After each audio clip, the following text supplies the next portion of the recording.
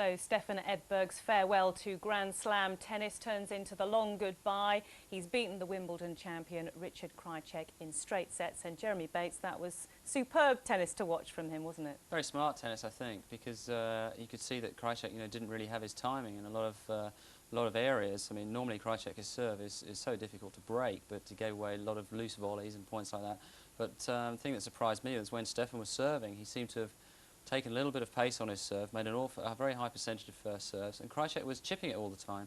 And I think he was standing too close into the court, and when he wasn't making the returns, he needed to go back a bit and at least make Edberg play some more balls, but he wasn't. The points were going very quickly. Do you think that was something to do with being the Wimbledon champion and the confidence that perhaps he was not lacking confidence, but lacking concentration perhaps on matches coming up afterwards? It's possible. You don't really know. I do believe that an impact of something like winning Wimbledon, is great, and it might be in the background with him, as I said about Mal Washington, but I do think it is there. And it is the ultimate prize in professional tennis, and so it is going to be something which is significant, and there's going to be a time period before he can remotivate.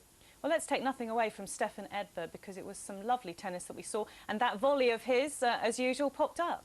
Yeah, it's one of the things. I mean, Stefan, he's had a good serve, very high kicking serve. He's never been, phenomenally fast. But here you see that's a good return from Krajicek. Below the height of the net, he's split stepped in the middle of the court and played an unbelievable volley. That was all the top players would say that was his strength, volleying below the height of the net. And another example of it here.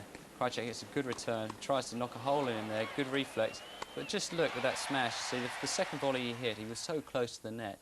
Krajicek popped the lob up, and the athleticism to get back and put the smash away, that is somebody who is natural in that area and feels very confident being there. How do you think he'll be feeling now about his prospects for this US Open? Having won it twice before, but a few years ago now.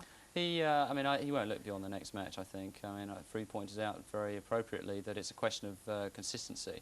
And Stefan would say the same thing, 2 weeks, 7 matches over 5 sets. A lot of it depends on scheduling. But, that was a good start, who knows?